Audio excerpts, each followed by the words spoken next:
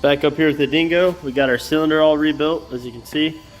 I got everything kind of just laid out. We have a new pin coming, but for now we're gonna run this because we kind of need this machine. It's pretty been used, like somebody missed grease days on it. Anyway, see if I remember how to reinstall all this back the opposite way. Also, I'm gonna obviously set up the camera and you'll see this, but I'm gonna anti-seize just these bolts for that hold in the pins. All right, we'll set up the camera.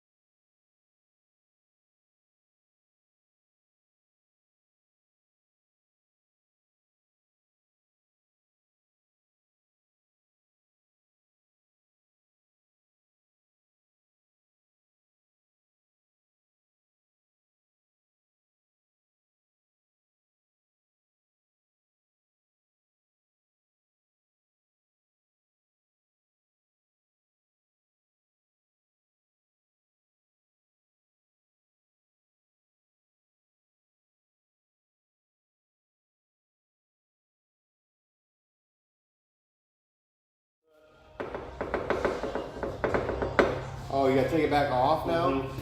I just got that bolt on. Well, that's what not to do.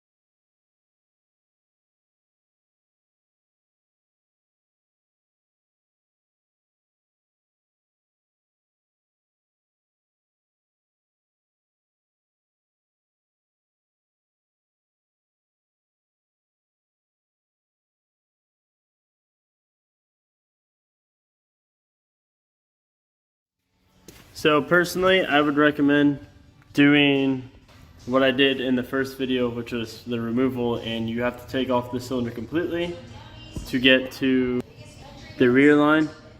And I didn't follow my order of when I reassembled, and I should have put that on first before hooking up anything else. But I was able to kind of fetch onto it with pliers. It's not perfect, but I didn't want to take it off again for like the 4th time. If you watch the video, how many times I have to take it off just because I didn't put it on right.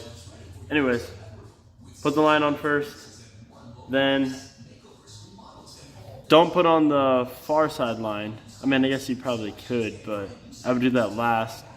And then once you hook everything up, we tried to basically crack the line to burp it in a sense, because there's air in the tube in your hydraulic cylinder. Well, and it just kind of makes a mess. So I don't even think you need to, because you can kind of hear it burp throughout the system. So if you just run it through a couple times, I think it goes away. But no one really said if that's correct or not. But personally, I feel like you could do it and it'd be just fine. Oh, and when you're done, don't forget to grease all your points, even though we're gonna get a new pin for here and probably replace a couple of them, maybe even on the other side.